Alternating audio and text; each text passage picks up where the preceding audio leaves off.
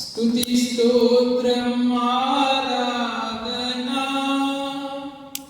నా బ్రతుకంతా ఆలాపన హల్లెలూయా స్తుతి స్తోత్రం ఆరాధనా నా బ్రతుకంతా ఆలాపన ఏమి చిరునం తీర్చను నా యేసయ్యా నీ ప్రేమకై నీ జాలికై నీ ప్రేమకై నీ జాలికై నాలో ఉన్న ఊపిరి నీవేనయ్యా నా రాతను పోతును ఎత్తిన వాడవు నీవేనయ్యా నాలో ఉన్న ఊపిరి నీవేనయ్యా నా రాతను పోతను ఎరిగిన వాడవు నీవేనయ్యా యజమానుడా దయాళుడా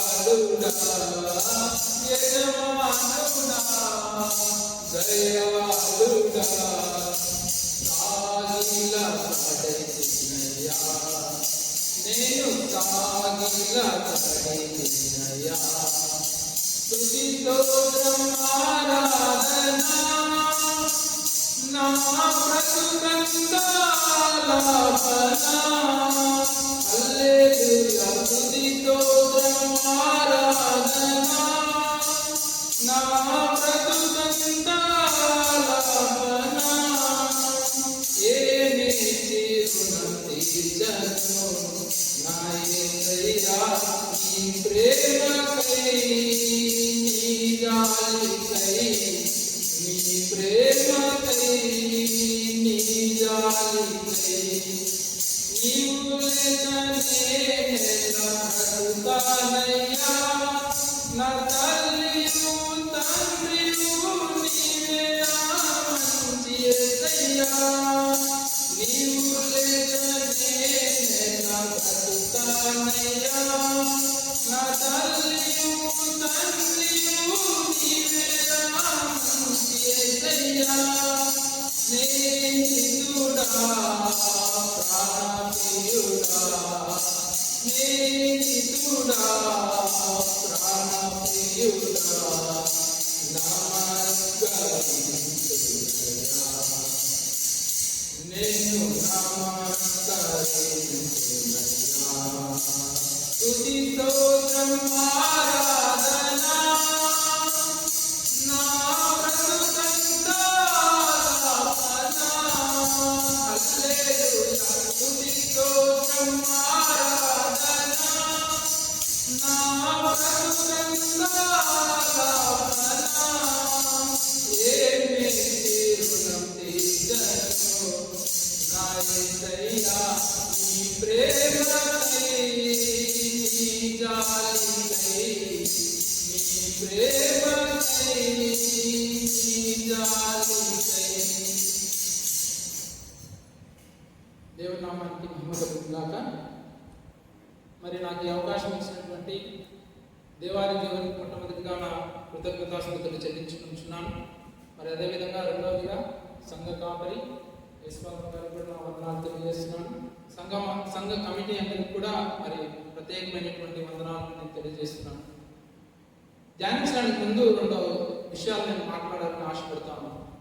డిసెంబర్ 17 అనేది నా జీవితంలో ఒక ప్రాముఖ్యమైనటువంటి దినం. ఎందుకంటే నా వ్యక్తిగత జీవితంలో కానీ నా ఆధ్యాత్మిక జీవితంలో ఒక ప్రత్యేకమైనటువంటి స్థానం డిసెంబర్ 17వ తారీఖు ఉంది. 24 సంవత్సరాల క్రితం అంటే ఇప్పుడు ఐఎమ్ 24 ఇయర్స్ బ్యాక్ అంటే 2000లో నేను ఈ దినం అంటే డిసెంబర్ 17వ తారీఖున నేను ప్రభువుని తెలుసుకుని రక్షకునిగా అంగీకరించి బాప్తిసం తీసుకుని ప్రభు యొక్క మార్గంలో నడవడానికి అడుగు పడినటువంటి రోజు. మరి రెండవదిగా డిసెంబర్ 17 అనేటువంటిది మరి రెండవదిగా ప్రాముఖ్యం ఏంటంటే 2017వ సంవత్సరంలో మాస్టర్ ఆఫ్ థియాలజీ కంప్లీట్ చేసుకొని మళ్ళీ అదేవిధంగా డిసెంబర్ నెలలో 2022 సంవత్సరంలో PhD in communal studies and religion అనే టాపిక్ మీద పిహెచ్డి కంప్లీట్ చేసి డాక్టరేట్ పొందుతున్న సందర్భం. ఇది నా గొప్ప కోసం కాదు, కానీ నా జీవితంలో డిసెంబర్ 17 అనేటువంటిది ఒక ప్రాధాన్యత సంచరించుకున్నటువంటి దినం. మరి అదేవిధంగా ఈరోజు డిసెంబర్ 17వ తారీఖున మీ ముందర ఈ రీతిగా నేను నిలవబడి దేవుని నామాన్ని ప్రకటించడానికి లేకపోతే ధ్యానించడానికి దేవాది దేవుడు నాకు ఇచ్చినటువంటి గొప్ప అవకాశాన్ని బట్టి దేవునికి నేను కృతజ్ఞతాస్తుతులు చెల్లించుకుంటున్నాను. చిన్న ప్రార్థన చేసుకొని వాక్యాన్ని ధ్యానించుకొని తలలో ఉంచినట్లయితే చిన్న ప్రార్థన చేసుకుని. పరిశుద్ధుడా, జీవం కలిగిన తండ్రి, జీవాధిపతి, నీకు స్తోత్రాలు వందనాలు చెల్లించుకుంటున్నాను. మా ప్రభువా, అల్పుడని అయోగ్యుడని ఈ పేరెత్తడానికి కూడా అర్హత లేనటువంటి నన్ను మా ప్రభువా ఇక్కడ నిలవబెట్టి ఈ నామాన్ని ధ్యానించటకు, నీ వాక్యాన్ని ధ్యానించటకు మా ప్రభువా నన్ను ఎన్నుకున్న విధానాన్ని బట్టి నీకు స్తోత్రాలు వందనాలు చెల్లించుకుంటున్నాను. మా ప్రభువా, నేను ఏదైతే మాట్లాడాలని అనుకున్నానో మా ప్రభువా మీరే మాట్లాడమని బ్రతిమలాడుకుంటున్నాను. నన్ను నీ శిలువ చాటు మరుగుపరిచి మీరే వాడుకోమని బ్రతిమలాడుకుంటున్నాను. మా అందరి తలంపులు మా ప్రభువా, మా హృదయ ఆలోచనలు మా ప్రభువా మీ వశం చేసుకుని బ్రతిమలాడుకుంటూ యేసయ్య పరిశుద్ధ నామమున ప్రార్థించి బ్రతిమలాడి వేడుకుంటున్నాము పరమ తండ్రి, ఆమేన్. ఈరోజు మనకు ధ్యానాంశం అన్న. అన్న ఒక ప్రొఫెటెస్ అన్న అంటారు, ప్రవక్త అయినటువంటి అన్న. లూకాసు వార్తకుడు ప్రత్యేకంగా స్త్రీల గురించి చాలా ఎక్కువ రాశాడని చెప్పుకోవచ్చు. మనకున్నటువంటి 4 సువార్తలలో ప్రాముఖ్యంగా లూకాసు వార్తకుడే స్త్రీల గురించి అత్యధిక సార్లు, అనేకమైనటువంటి సార్లు ప్రస్తావించాడు, ప్రశంసించాడు కూడా. మరి ఆనాటి యూదా సమాజం స్త్రీలకు చాలా ప్రాముఖ్యత లేనటువంటి సందర్భాన్ని మనం చూడొచ్చు. మరి అదేవిధంగా సువార్తల్లో మనం చూసినట్లయితే మత్తయి సువార్తలో దాదాపుగా 30 సార్లు స్త్రీల గురించి సువార్తకుడు ప్రస్తావించినట్లు లేకపోతే ప్రశంసించినట్లు మనం గమనించవచ్చు. అదేవిధంగా మార్కు సువార్తలో 19 సార్లు, లూకాసు వార్తకుడు 43 సార్లు అత్యధికంగా మరి స్త్రీల గురించి ప్రస్తావన చేశారు. యోహాను సువార్తలో మనం గమనించినట్లయితే దాదాపుగా ఇంచుమించుగా 18 నుంచి 19 సార్లు స్త్రీల గురించి మరి సువార్తకుడు రాశారు.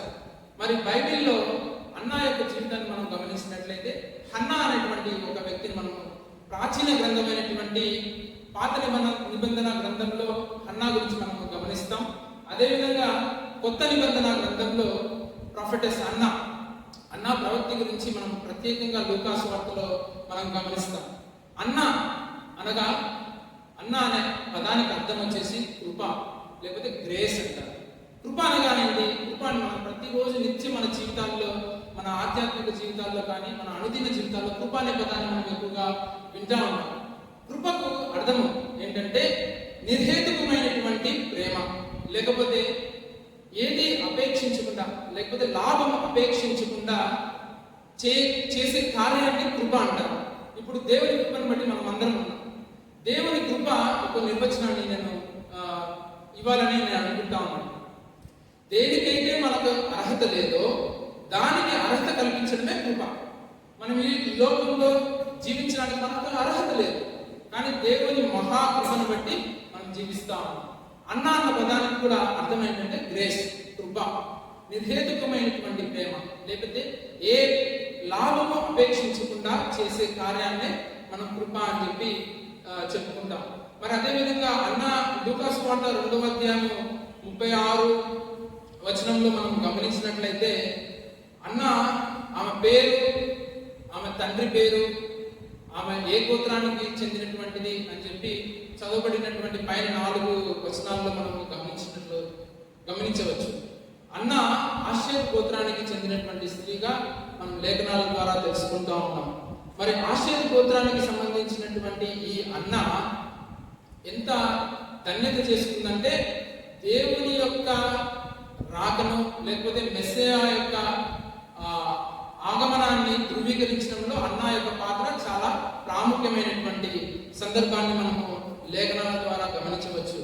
మరి అన్న యొక్క జీవితం మనం ఒకసారి గమనించుకుంటే నేను 2 విధాలుగా దీన్ని డివైడ్ చేయాలని అనుకుంటా ఉన్నాను. అన్న యొక్క జీవితం, అన్న యొక్క చరిత్ర, దాని తర్వాత ఆమె చేసినటువంటి ప్రవచనం యొక్క ప్రాముఖ్యతను వివరించాలని ఆశపడతా ఉన్నాను. మరి లూకాసు వార్త 2వ అధ్యాయము 36వ వచనం 2వ భాగంలో మనం గమనించినట్లయితే, ఆమె కన్యాత్వం మొదలు 7 ఏళ్ళు పెనిమిటితో సంసారం చేసి బహుకాలం గడిచినది, 84 సంవత్సరములు విధవరాలై ఉండెను. ఇక్కడ ఆమె దీర్ఘాయుష్మంతురాలు అని నేను అంటాను. ఎందుకంటే కన్యాత్వం మొదలు 7 ఏళ్ళు పెనిమిటితో సంసారం చేసి బహుకాలం గడిచినది, 84 సంవత్సరములు విధవరాలై ఉండెను.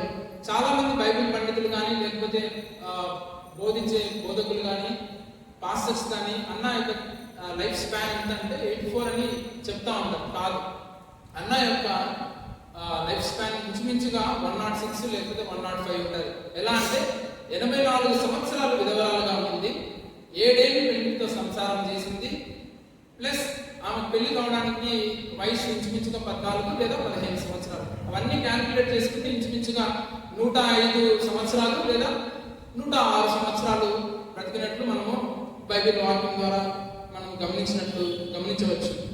మరి ఆమె విధవరాలై ఉండేది. బైబిల్లో మరి ప్రత్యేకంగా లూకా సువార్తలో చాలా మంది విధవరాల గురించి లూకా భక్తుడు ప్రస్తావించాడు. దాంట్లో మొదటిగా సారెపత్ అనేటువంటి విధవరాలను మనం లూకా సువార్త 4వ అధ్యాయం 26వ వచనంలో గమనించగలుగుతాము. నాయిన్ అనేటువంటి ఊరిలో ఉన్నటువంటి మరొక విధవరాలను 7వ అధ్యాయం 12వ వచనంలో మనము చూడగలుగుతాము. మరి అదేవిధంగా మరొక 3 విధవరాలని మనము లూకా సువార్తలో ప్రత్యేకంగా చూడవచ్చు.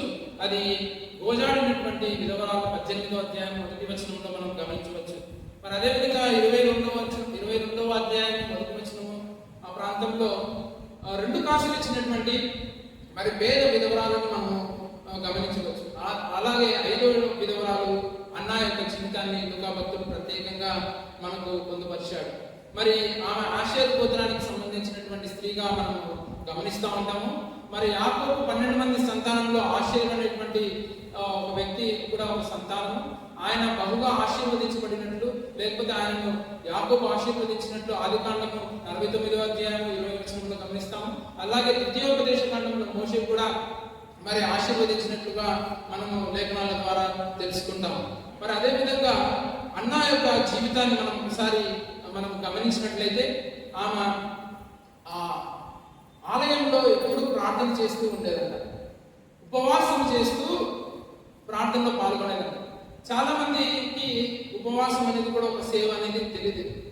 మరి సేవ అంటే సువార్త సేవ, లేకపోతే కాపరి సేవ, లేకపోతే సంగీత సేవ, లేకపోతే పరిచారక సేవ అని అనుకుంటారు. కానీ ఉపవాసం కూడా ఒక మంచి సేవ అనేది ఈ సందర్భంగా నేను తెలియజేయాలనుకుంటా ఉన్నాను.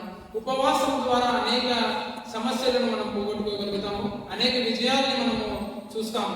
మరి బైబిల్లో ఉపవాసం చేసి గెలుపొందినటువంటి అనేకులను మనము గమనించినట్లయితే ఎస్తేర్ని, లేకపోతే చాలా మంది ఉపవాసం ద్వారా అనేక కార్యాలు, దేవుని యొక్క కార్యాలని వారు రుచి చూసినట్లుగా మనము గమనించవచ్చు. మరి అలాగే లూకా సువార్త 2వ అధ్యాయము 37వ వచనం మనము 2వ భాగంలో మనం గమనించినట్లయితే, రేయింపగలు సేవ చేస్తూ ఉంటుంది. అంటే ఇప్పుడు ఆమె ఒక ప్రవక్త, ఆమె దీర్ఘాయుష్మంతురాలు, దాదాపుగా 100 చిల్లర సంవత్సరాలు బ్రతికి జీవించినది. మరి ఇంకొక క్వాలిటీ అన్నాలో మనం గమనించినట్లయితే, రేయింపగలు దేవుని ఆలయంలో ఎడతెగక ప్రార్థన చేస్తూ, దేవుని కోసం కనిపెడుతూ, ఆయన యొక్క ఆగమనాన్ని విమోచన కొరకు ఎదురు చూస్తున్న ఇశ్రాయేలు జనాంగానికి ధృవీకరించినటువంటి ఏకైక స్త్రీ కొత్త నిబంధన తొలినాట్లలో అన్న గారిని మనము గమనించవచ్చు. విమోచన కొరకు ఎదురు చూస్తున్నటువంటి వారికి సువార్తను ప్రకటించింది, వారిలో ఉన్న విశ్వాసాన్ని బలపరిచింది, వారికి ధైర్యాన్ని ఇచ్చింది. ఎవరైతే విమోచన కొరకు ఎదురు చూస్తూ ఉన్నారో వారికి సువార్తను ప్రకటించినట్లుగా మనం బైబిల్లో గమనించవచ్చు. సువార్తను ప్రకటించిందంటే ఈయననే మెస్సియాని కన్ఫర్మ్ చేసింది అన్నమాట. సో కన్ఫర్మ్ చేసింది, ధృవీకరించింది.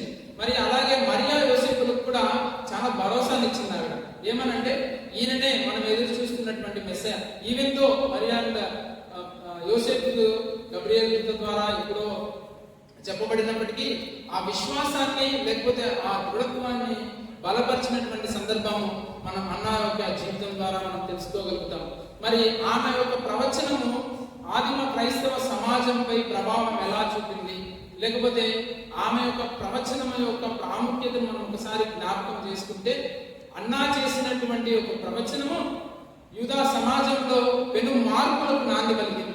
అదేవిధంగా విశ్వాస జీవితంలో ఆదిమ క్రైస్తవ సమాజానికి విశ్వాసము ప్లస్ వాళ్ళ ఇది దృఢపరిచిందన్నమాట.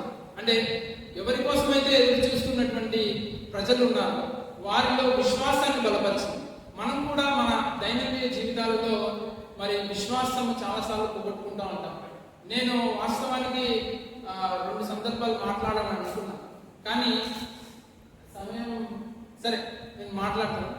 నా జీవితంలో 2 సందర్భాలను నేను జ్ఞాపకం చేసుకోవాలి. విశ్వాసం ఒక సందర్భం వచ్చింది కాబట్టి, వెన్ ఐ వాస్ 24 నేను బాస్కెట్బాల్ ప్లేయర్. నేను అండర్-19 ఇండియాకి ఆడినాను, ఇండియాకి రిప్రజెంట్ చేసినాను ఇన్ బాస్కెట్బాల్. సో అప్పుడు ఏమైందంటే, when I was studying +3 maybe అనుకుంటా, విశ్వాసము ఎలా ఉంటుందంటే, నేను పార్టిసిపేట్ చేయాలి లేకపోతే ఒక ఒక ఒక ఒక ఒక మ్యాచ్లో నేను కంపల్సరీ ఉండాలి అన్నప్పుడు, అదే నా ఎర్లీ డేస్, అంటే నా క్రిస్టియన్ లైఫ్ లేకపోతే జీసస్లో నేను నడచడానికి నా ప్రారంభ దినాలు. నేను వాస్తవానికి మాది రాయలసీమ ప్రాంతం, కడప ప్రాంతం. నేను 20వ సంవత్సరం, అంటే నాకు 20 years అప్పుడు నేను దేవుని నమ్ముకున్నాను. అంతకుముందు నేను చదివే చదువు ఎందుకు, లేకపోతే నేను తిరిగిన జీవితం చాలా ఘోరమైనటువంటి జీవితం. నన్ను ఒక అన్యుడు నన్ను రక్షించారు వాస్తవానికి. Even though born brought up in Christian family, Jesus గురించి తెలుసు అయినప్పటికీ లోకంలో కలిసిపోయి జీవిస్తున్నటువంటి జీవితాన్ని నేను అవలంబిస్తూ ఉన్నాను. సో నా లైఫ్ ఎలా ఉండేదంటే, పొద్దున్న లేస్తేనే కాలేజీకి వెళ్ళడం, లేకపోతే బయట తిరగడం. సో అప్పుడు మా రాయలసీమ ప్రాంతంలో ఎర్లీ 2000s ఫ్యాక్షనిజం లేకపోతే గూండాయిజం అనేది చాలా ప్రాముఖ్యత, చాలా ప్రాచుర్యంలో ఉండేది. సో యూత్ అంతా కూడా రెబల్స్గా ఉంటూ, లేకపోతే గన్ కల్చర్ అనేది మాకు చాలా ఉండేది. నా దగ్గర కూడా ఒక రివాల్వర్ ఉండేది, 6 పిస్టల్ 6 bullets ఉండేవి. నేను ఫైరింగ్ చేసేవాడు, దాంతో ఇద్దరిని కాల్చినాను కూడా నేను. సో ఆ క్రమంలో ఏమైందంటే, ఎన్నో గొడవలు, ఎన్నో కొట్లాటలు, ఎన్నో భయంకరమైనటువంటి పరిస్థితులు కూడా నేను ప్రయాణం చేస్తూ ఉన్నప్పుడు, దేవుని మహాకృపను బట్టి డిసెంబర్ 17, 2000 సంవత్సరంలో నేను దేవుని యొక్క నిజమైనటువంటి విశ్వాసంలోకి నేను నడిచినాను. అదేవిధంగా ఏదో గొప్ప చెప్పుకోవడం అని కాదు, కానీ సందర్భం వచ్చింది కాబట్టి చెప్తాను. అన్న యొక్క జీవితాన్ని కూడా మనం ఒకసారి జ్ఞాపకం చేసుకుంటే, ఆమె సువార్త ప్రకటించినట్లు, ఆమె ఆలయంలో ఎప్పుడు ఎడతెగక ప్రార్థన చేస్తూ, మరి విశ్వాసాన్ని ఇతరులకు పంచుతూ, విశ్వాసాన్ని బలపరుస్తూ, ఇతరులు విశ్వాసం నుంచి తప్పిపోకుండా. ఇక్కడ మనం గమనిస్తే మరియా జోసెఫ్లకు కూడా ఎంతో భరోసాను ఇచ్చిందని, మనం ఎదురు చూస్తున్నటువంటి మెస్సయ్య అని చెప్పేసి యూదా సమాజంలో చాలా ప్రాచుర్యం పొందింది. సో మనం ఎక్కడున్నామని మనం ప్రశ్నించుకోవాలి. ఇంత పెద్ద ఆలయం, ఇంత పెద్ద పరిచర్య మనకుంది. మనము ఈ సువార్తని మన నలుగురు మాత్రమే మనం పంచుతాం, ఇతరులకు మనం పంచలేకపోతాం. టు బి ఫ్రాంక్, మనము క్రిస్మస్ సెలబ్రేషన్స్ కానీ లేకపోతే ఇంకా గాస్పెల్ మీటింగ్స్ కానీ పెట్టుకుంటాము, మన ఫ్యామిలీస్ తప్ప ఎవరు రావడం. మనము సువార్తను ఎలా మోసుకెళ్ళాలంటే, ఇతరులకు సువార్తను మోసుకెళ్లే సాధనములుగా మనము ఉపయోగపడాలనేది నా ఆకాంక్ష. మరి అన్న యొక్క జీవితం ద్వారా మనం ఏం తెలుసుకోగలిగామంటే, ఆమె సువార్త సేవ చేసింది, ఆమె ధన్యురాలు, యేసు ప్రభువుని చూసింది. మరి అదేవిధంగా దీర్ఘాయుష్మంతురాలు, ఆమె దీర్ఘాయుష్మంతురాలుగా మనకు లేఖనాల ద్వారా తెలుసుకున్నాము. మరి అదేవిధంగా మన జీవితాలు అన్న యొక్క జీవితం ద్వారా మనం ఏం నేర్చుకోగలిగాము, ఈరోజు మనం ఉన్న స్థితి ఏంటి, మనం గత స్థితి ఏంటి, ఈరోజు మనం ఉన్న స్థితి ఏంటని మనల్ని మనం ప్రశ్నించుకోవాల్సినటువంటి అవసరం ఉంది. అన్న యొక్క జీవితం ద్వారా మనం నేర్చుకోవాల్సినటువంటి విషయం ఏంటంటే, సువార్తను మోసుకెళ్లే ఒక సాధనములుగా నీకు నేను తయారై ఉండాలి. మరి అదేవిధంగా ఆలయంలో ఎప్పుడు ఎడతెగక సువార్త సేవలో పాల్గొంటూ ఉపవాసం ఉండి దేవుని యొద్దకు మరి మనము రావాలని చెప్పి ఈ సందర్భంగా తెలియజేసుకుంటూ నాకు ఈ అవకాశం ఇచ్చినటువంటి దేవజనులకి మరి సంఘమంతునికి కూడా యేసుక్రీస్తు పరిశుద్ధ నామములో శుభాభివందనాలు తెలియజేసుకుంటూ ముగిస్తున్నాను.